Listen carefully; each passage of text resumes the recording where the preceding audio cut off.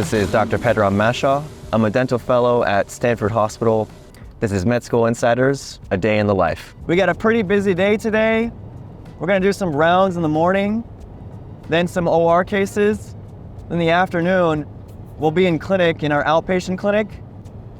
The role as a dental fellow really entails being in the hospital and managing a lot of our consultations, and as well as teaching some of the dental residents what it means to be a hospital dentist and doing dental care in a hospital setting, which is not very common at all because we treat very medically complex patients that you don't often see in a private office. I went to dental school at University of Pacific in San Francisco, and then I did a one-year general practice residency at the VA here in Palo Alto, California. After that, I started this fellowship here at Stanford to really learn more about what it takes to be a hospital dentist. And I'm really passionate about that, and I want to serve my community and the medically complex patients that otherwise can't be seen in a private office. And the goal is to help train dentists to be more incorporated in a hospital to treat this underserved population.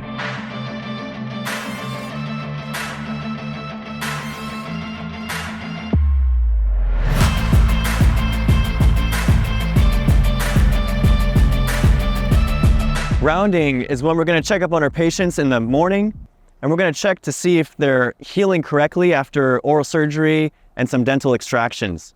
We're checking for excessive bleeding and signs of infection.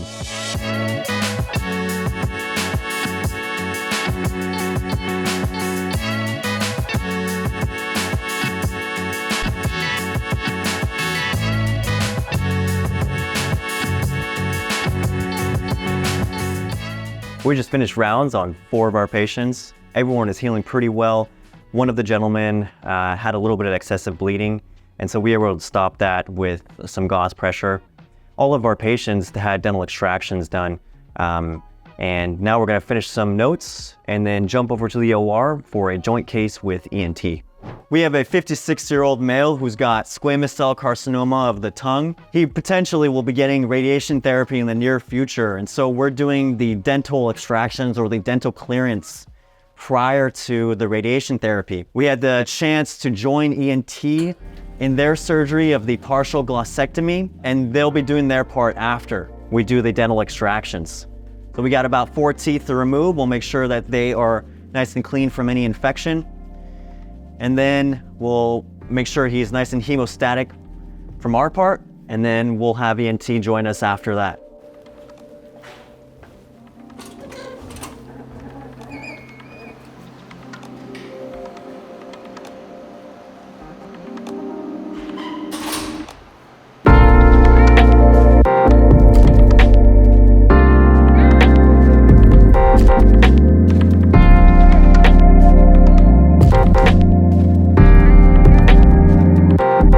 So these 4 teeth look pretty curious. What do you think?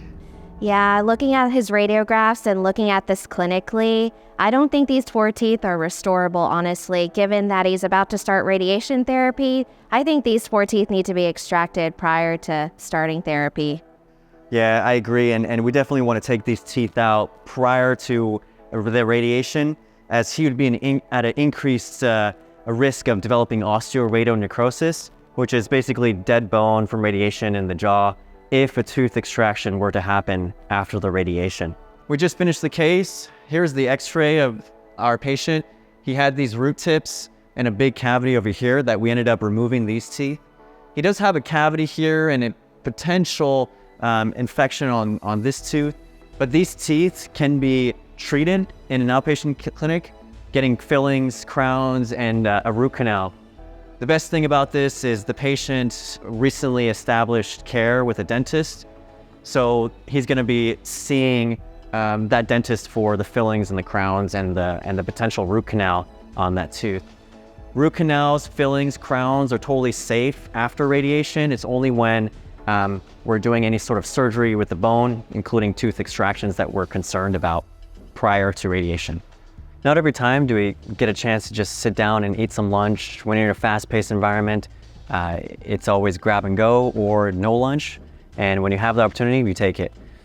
One of the reasons why I went to dentistry was a few things. When I was in college exploring the medical route, the dental route, and even becoming a professor in engineering, a few things were important to me for that decision. One is, can I use my hands? 2, can I teach? And 3, can I help others?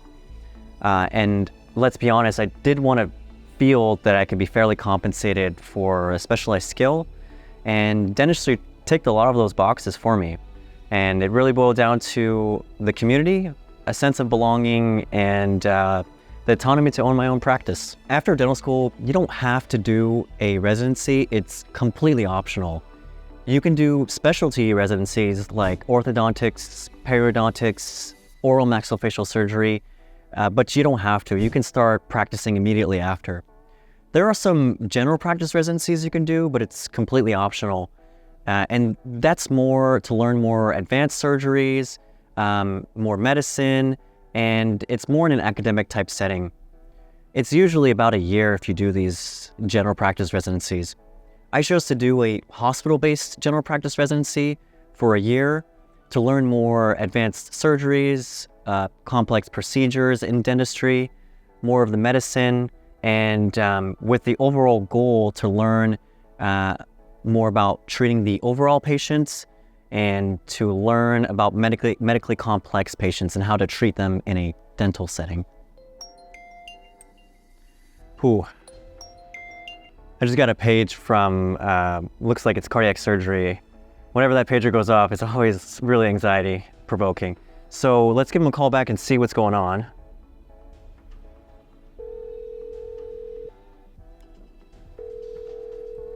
Hey, yeah, this is Dr. Mashaw with the dental service. I just got your page. Dental service, I just got your page.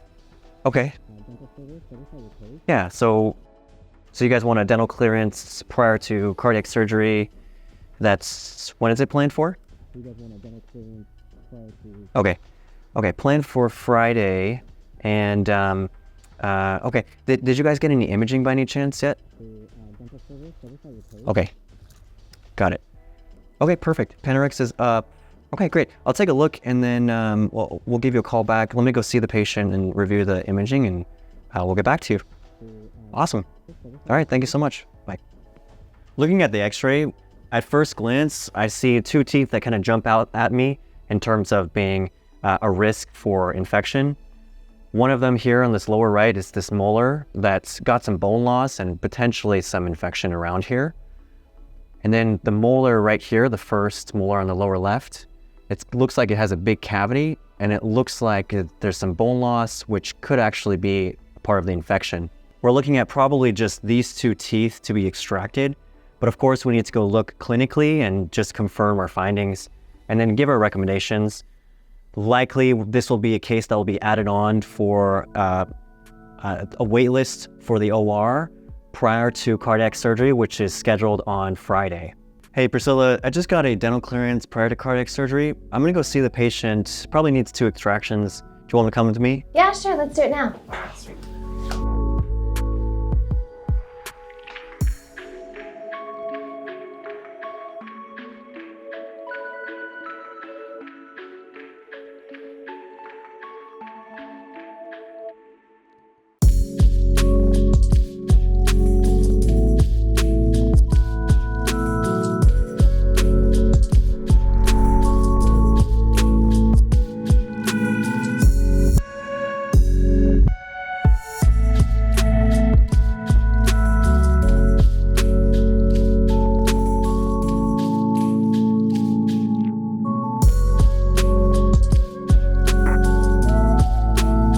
So we just came to clinic. We just finished off the consult with Dr. Leung, our resident, and we confirmed that the patient does need those 2 extractions. There was just those 2 teeth that we needed extraction, so we were scheduling that for later this week. Now we're in clinic. We got a full schedule of today. We're a little bit late. Clinics usually starts at 12:30, but we got some patients waiting for us, so let's go see them. Hey, how's it going? Good to see you. So tell me, what's going on? Do you have any jaw pain?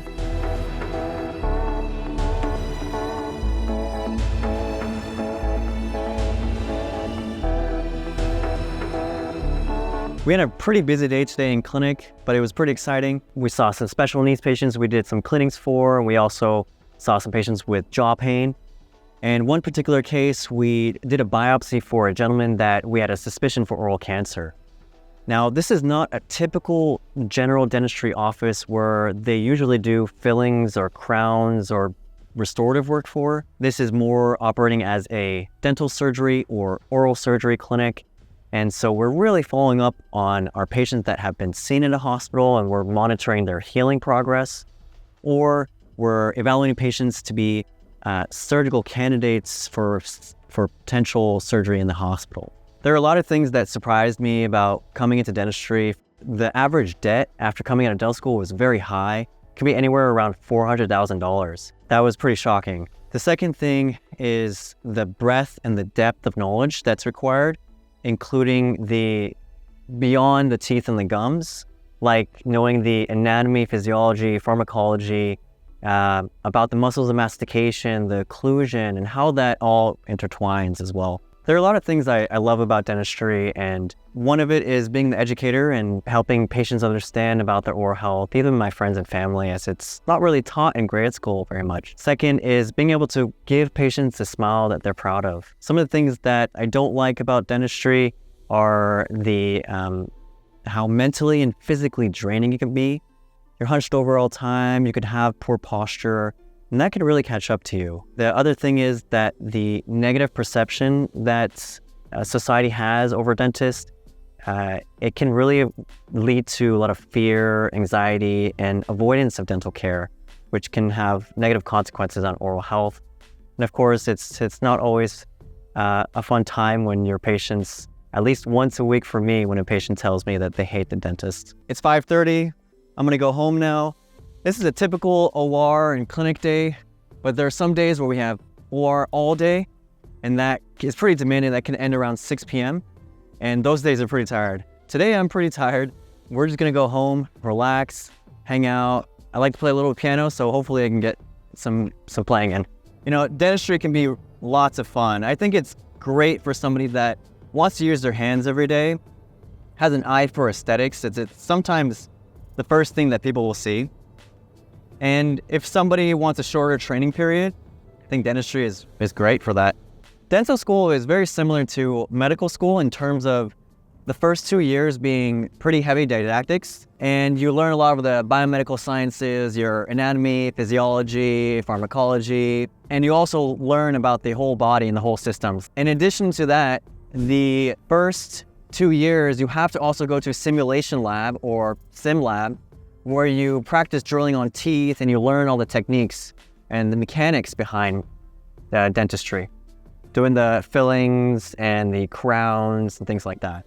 Then the last 2 years, you're more in clinic, and each dental school has a clinic that you see patients in.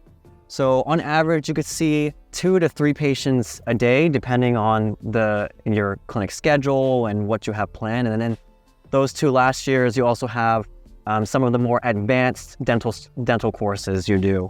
Finally back home, we're gonna relax, play a little bit of piano, do a little bit of reading, and recharge and get ready for the day tomorrow.